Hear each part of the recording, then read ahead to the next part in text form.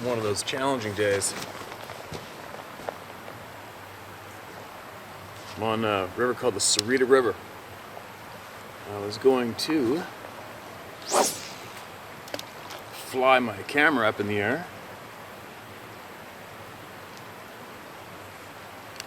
and videotape as much of this river as I could. Maybe get some of these Roosevelt elk on the camera. Maybe you can see some fish. And it's expensive.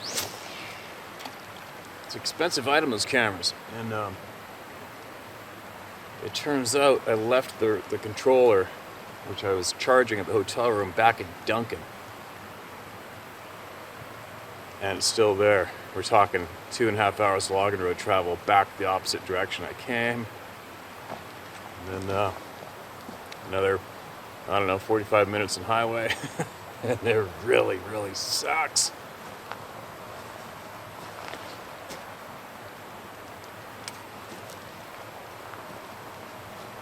But I guess that's the way it goes, so try a little fishing, a little more fishing yet.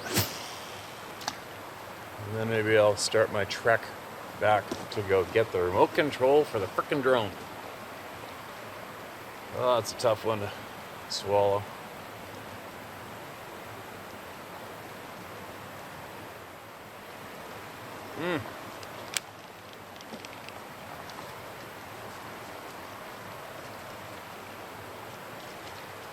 Basically, I'm gonna lose a day.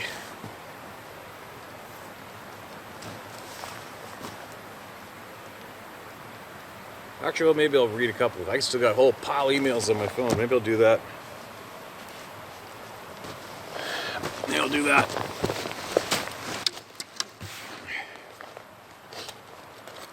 And then I'll start my trek. That sucks. No phone service, and I gotta drive I don't know how long just to find cell service again to phone them. I go back into Banfield, I guess. Total bummer. Alright, what do we got?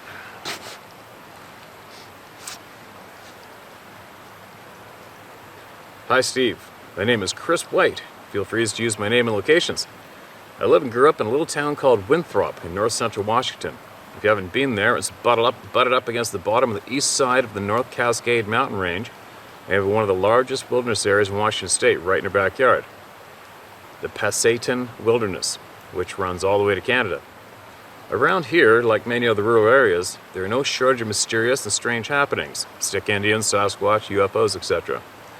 While this story isn't exactly about an encounter with one of these strange things, which I definitely have had a few, this is more on the subject of how little we really know, especially when it's about the vast mountain ranges and dense forests. When I was 10 years old, 32 now, I went to a summer camp for 2 weeks around my local forest, Wenatchee Okanagan National Forest, up in the Chugach River. One of the nights, one of the camp leaders, who's a bat and bird biologist, took me and 3 other kids out to catch bats to bring back to camp and talk about them. Then we released them back where we caught them. After being out for about an hour and a half, we managed to catch 2 or 3 bats, so we headed back to camp for a little show and tell. It was about 10 p.m. at this point. We were driving down the road and only about 3 miles from camp at this point. We rounded a sharp corner and a small figure was in the middle of the road, about 4 to 4.5 feet tall. The camp leader swerved around it and stopped about 20 feet past it. We all stepped out of the car, and standing there was one of the biggest great horned owls I or anyone probably has ever seen. And it was every bit a 4 feet tall minimum. Wow. It stood there with its body still facing the direction we came from, and its head spun 180 degrees looking back at us. It stood there maybe for a minute, then turned and took off. The wingspan on this thing was crazy. The road we were on was a little bigger than a single lane, so when this thing took off, it looks like its wings took up every bit of the opening up through the trees. I'll never forget the look on all our faces, especially the camp leader, and how he kept just saying over and over, "Do you realize how lucky we are? And nobody will ever believe us." Well, I know it was real, and that's good enough for me. I was raised in the mountains and woods, and without a doubt, there are things that happen and exist in our world that we may never understand. I haven't seen them, the Sasquatch, mountain people, forest people, Bigfoot, whatever you want to call them, but I've been screamed at and seen plenty of tracks and definitely had the intense feeling they're watching me. After watching your channel for some time now, I've taken on the outlook of projecting in my head when I'm in the woods that please don't bother me and I won't bother you, and I just hope that when I do see one, it's not the one that makes me feel afraid for my life and ruin my passion for the outdoors. I really love what you have done with this channel, giving a place for people who've had encounters with these beings to tell their story and gain information. We need more people out there like you and David Politis. Can't wait to be able to get up in your neck of the woods again. I love it up there. The first time I was up in the area on a raft trip in the Squamish, I thought to myself, why the hell didn't the U.S. keep going north? Haha. Thanks for all you do to keep up the good fight. Right on. Thanks, Chris. That's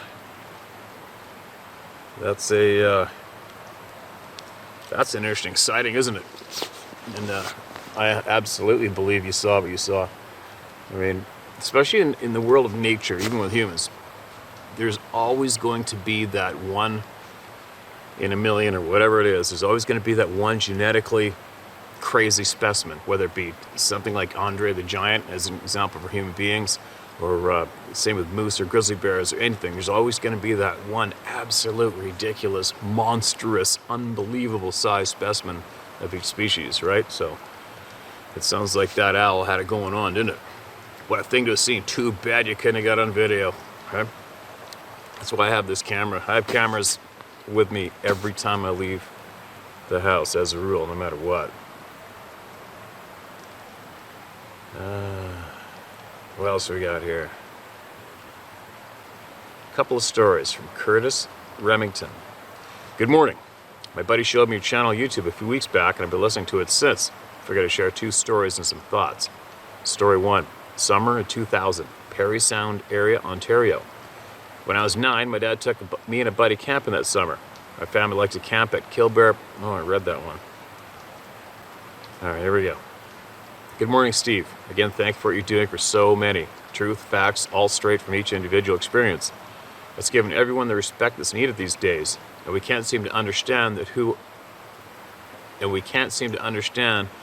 are we to tell someone that their story isn't true. That's not our place. Everyone's truth perception is their truth.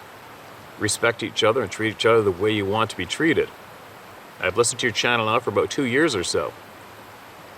Obviously, I'm not sharing an experience this time, but I can say it seems that once you've had an experience with Sasquatch, one thing seems to ring true.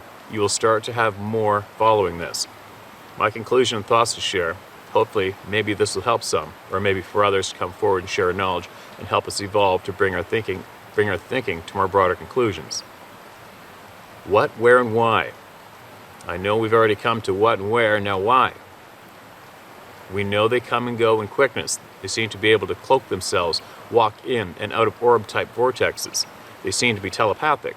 They even go as far as communicating, whether that be fear-mongering or be calm, you're okay.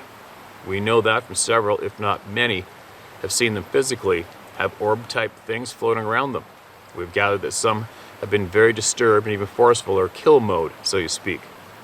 We have gathered that some have been kind enough to save many humans and even helping them out of dreadful situations.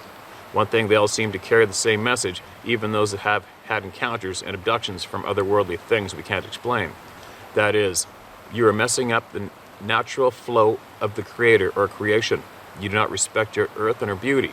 And most importantly, you are killing off your own kind and headed for destruction. One in particular, I think, is Admiral Byrd's encounters. Not his early years that were indoctrinated, his one on his deathbed from his journal. They say every indigenous culture has verified and acknowledged that they do exist. They are to be left alone, they are keepers of the land, they are multidimensional, and they absolutely are more higher evolved than we are.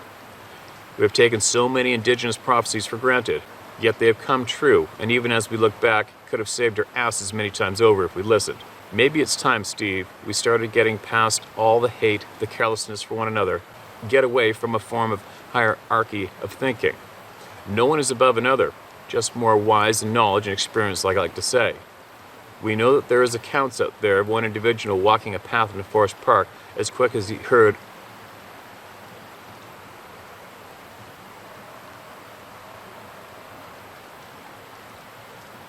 We know that there is accounts out there of one individual walking a path in the forest park that as quick as he heard a loud noise or like bang, he was hit with a force from behind him. As he came out of what seemed like a shock and the wind knocked out of him, he noticed he was shot forward about 20 or 30 feet. He noticed he was knocked out of his own shoe. When I heard that, it sounded familiar, kind of like an incident as David Plattis has talked about. Humans that have been found dead, and their shoes are left in one spot as their bodies are found in another. We also have been told by many government workers that BLM are very aware of these beings, and they even go as far as to have a specific phone number to call if there's a problem with these beings or incidents. We've also been told that there's accounts of possibly the government having aka creations gone wrong that may or may not account for encounters with these beings going very wrong. Along with so many sightings of them circling government bases or close to them.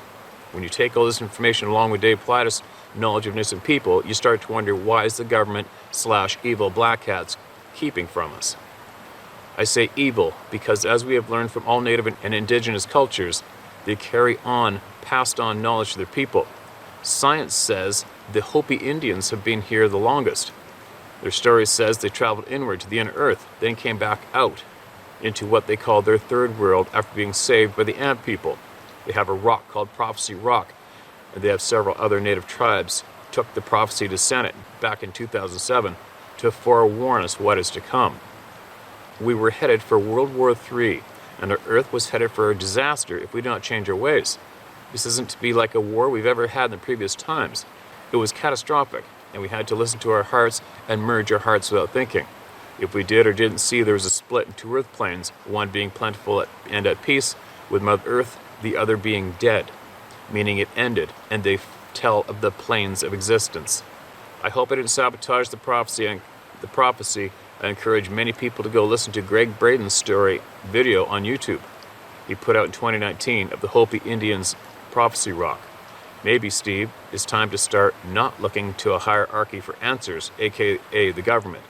They have not helped us, nor do they promote helping one another by sharing on of knowledge.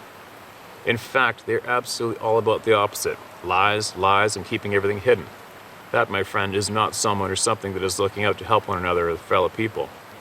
One thing I've learned in life is the knowledge that is passed on from one to another, generation to generation, is only going to help and protect one another from not making the same mistake again. That is why our indigenous cultures may have been able to survive through many, many cataclysms and live to tell. Sorry if this dragged on, Steve. I just thought I'd share my conclusions I'm coming to after listening to your channel for so long. I hope all understand how amazing and important this knowledge you have brought to the table is. All by you reading other people's truth. That's all that counts and matters in my book, right or wrong. We can all take something from every single one of these stories. Thank you for everything, Steve, a friend. Please leave my last name out. All right, thank you very much. Fellow neighboring friend in Alaska. Sorry for my last email, 2 incidents, starting with the first one.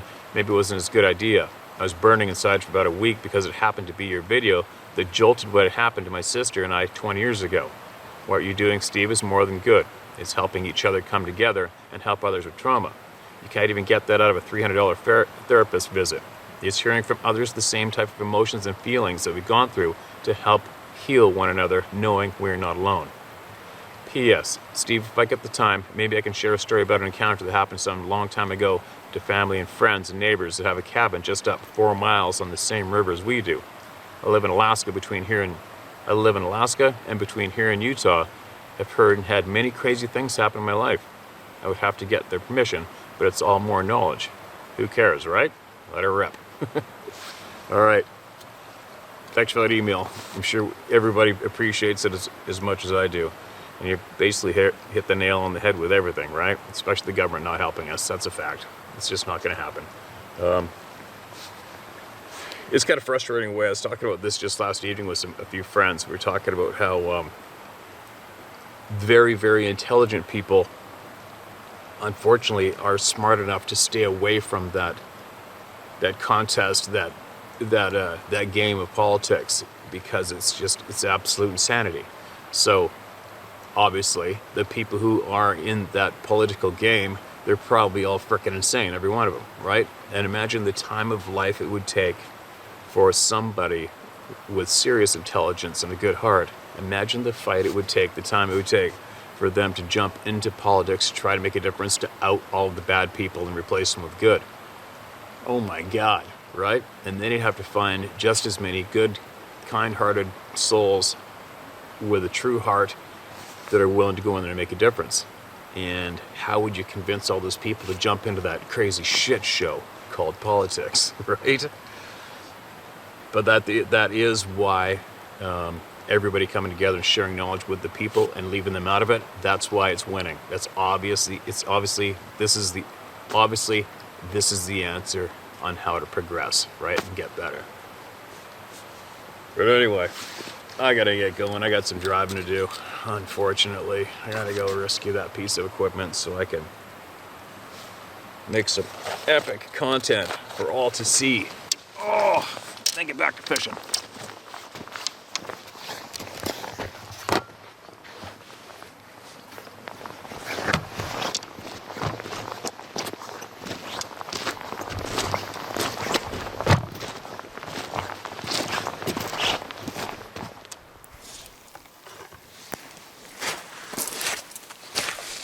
Look at how bright that sucker's getting now.